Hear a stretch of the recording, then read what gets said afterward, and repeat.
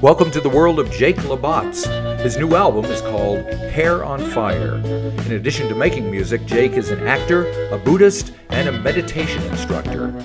Some of these experiences can be heard in the music that Jake makes. Here he is to explain. Striking on the darkest hour, not so distant star. The title of this album, Hair on Fire, relates to a saying that we have in Buddhism, which is that a meditation practitioner should practice as if their hair is on fire. And meaning to really go for it and explore and see what their life is about and what it's for, and to open up. So there's a kind of a premise in there. It was maybe not intentional, really. It's just that I'm a meditation practitioner. So of course I write about what's happening around me and so on and within me. And, this album, it has probably a lot of elements about meditation practice in there somewhere. Hair on Fire is a good example of it. That one I actually sing about practicing meditation. Right. And one interesting thing to me about that, if I might say so, is that in a lot of spiritual traditions, music is a big part of it. And, I can already tell your musical tastes run to soul music. So you probably also know something about gospel music. A little bit. Yep. And, the African-American gospel tradition, it's so rich and so powerful. And it's, I don't think there are probably very many roots Americana type songwriters who aren't somehow influenced by that, either directly or indirectly. In my case, it's very directly. Right. And but in my own spiritual scene, so to speak, in Buddhism, the music has kind of gotten separated out as it came from east to west. It's either kind of like awkwardly rearranged somehow as it comes from Tibet or India, or it's cut out completely, or otherwise doesn't quite make it into the practice world of the spiritual practice world. So I feel like that's a missing piece actually in Western Buddhism. Is like Right. Where's the music? And yet I don't particularly want to write like some heavy-handed Buddhist music either, because Right. that's Buddhism is about opening to one's life and experience.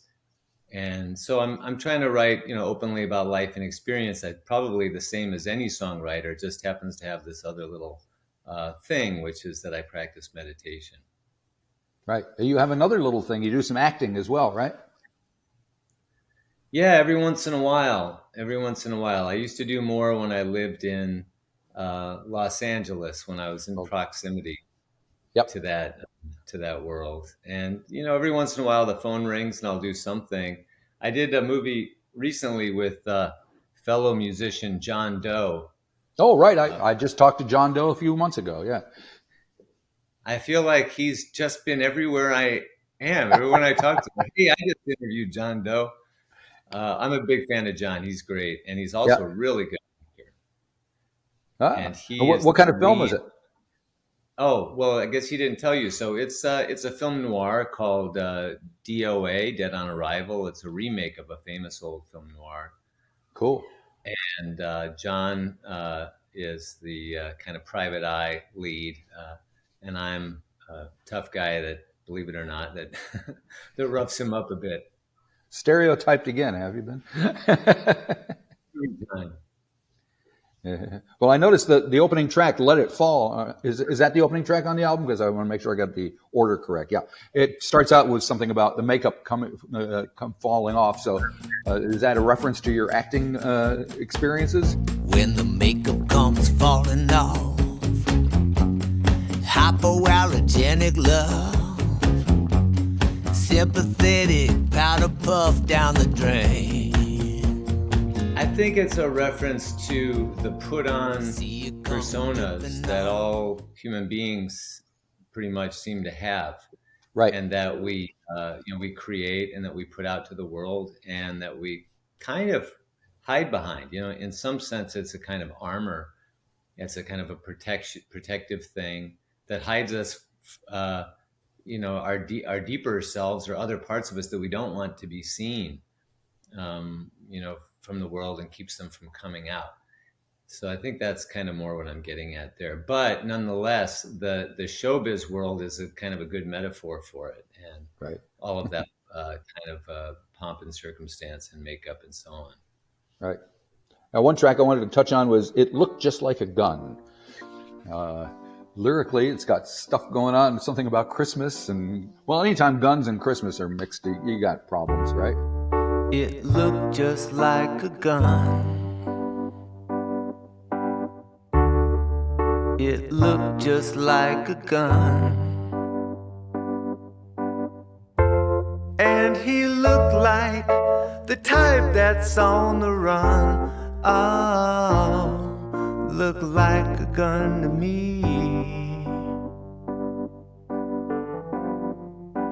Have a merry Christmas. Have a merry Christmas. They often seem to be mixed. I know. That's one of the times a year for suicide, at least in the U.S. I don't know how Right. it is in New Zealand. We have a very serious problem with it here. Yeah. Yeah, so I think it kind of touches into something about that, and also this kind of disparity between wanting to have holidays and presents, and maybe even have a savior that's going to save us from our particular problem, Right. and then all of the the kind of the fear that's going on the other side. So this kind of hope and fear situation. Right. Now, whereabouts did you record the album, and what was the situation? Everybody's recording in different, home studios, kind of keeping low profile, big studio things, vintage studios. What was your situation like?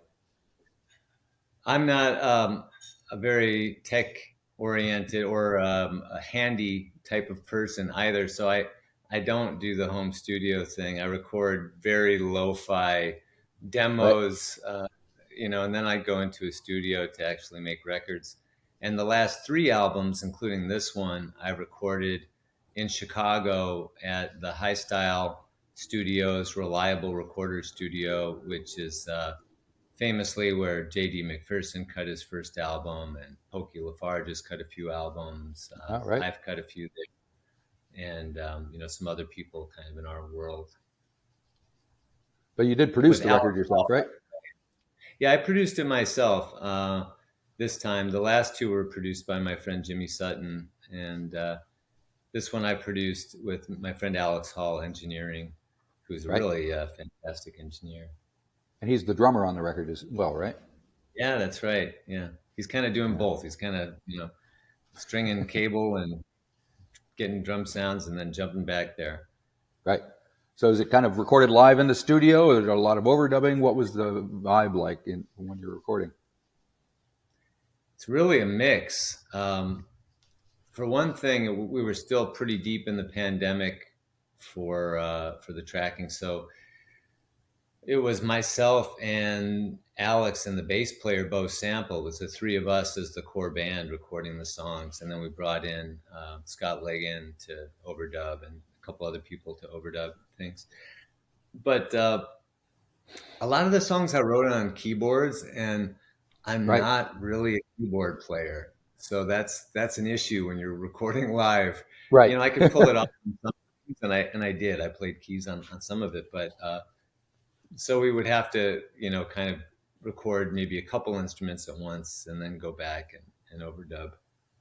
So sometimes it was totally live, like as live as you can be with just 3 guys, and other times it was a little bit more building out of a couple tracks at a time.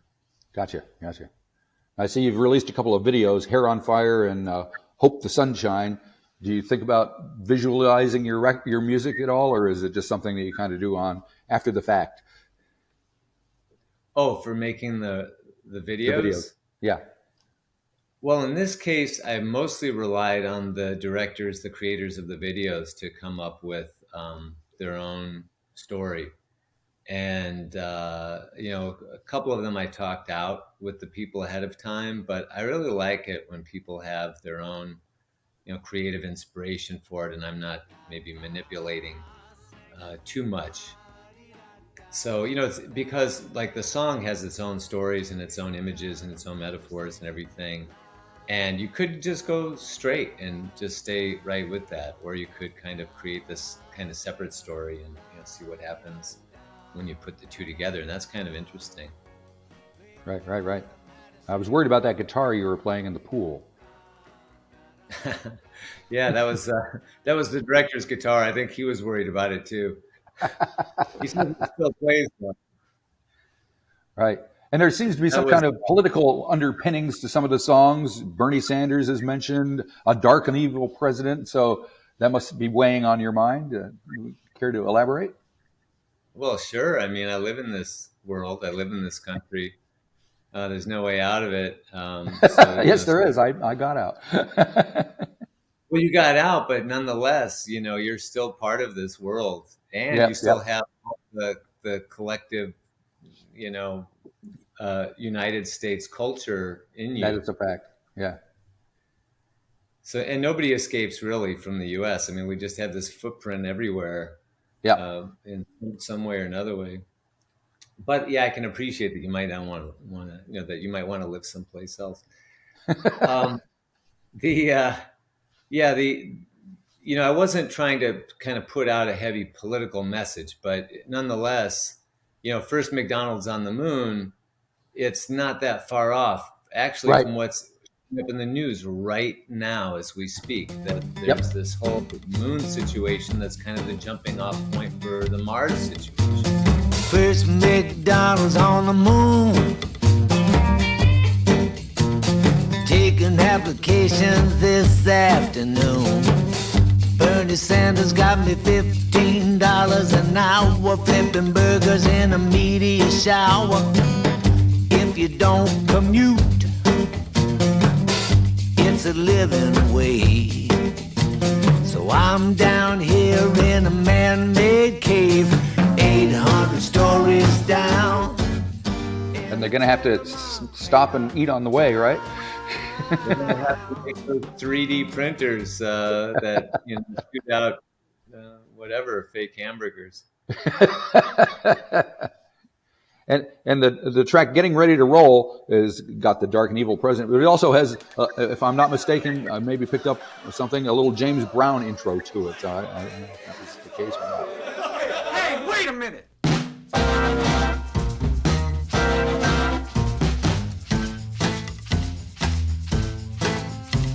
Static on the radio, voices on the come and go, trying to win a talent show, but don't know why. It's severed at the necktie, getting ready to roll. Oh, you mean, there's kind of like the chattering going on. I think I was, I think I was thinking about Cloud 9, actually, the Temptations. Oh, okay. Oh, yeah. Hang on. Wait a minute. Right. Yeah, I know that one. Temptations, great. So you're a fan of all that stuff, obviously. How did you get exposed to it all? You're from Chicago, so. Yeah. I mean, there's a lot of things that were just part of the scenery, part of the living room in Chicago in some ways. I just really loved soul music, reggae.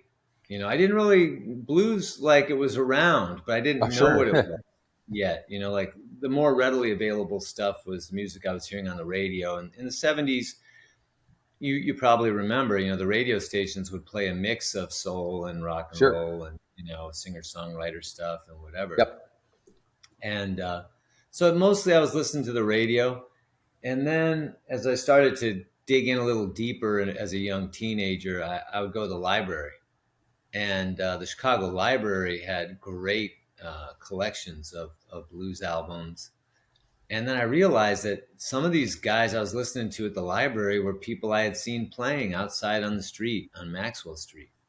Right. So, and I was playing a little bit of guitar then, and pretty soon I was hanging out with those guys, sneaking into clubs to hear them, like Honey Boy Edwards. I probably saw him when I was about 17 or 18. I snuck into a bar, and it was like amazing. Like, here's this guy I've been listening to on record, and he's like, he exists, and he's like a window to this other time and place, and he's but he's a living, breathing human being cracking jokes on stage. He made this funny joke about, he said, well, his finger was wrapped up in a bandage and he was having a hard time playing.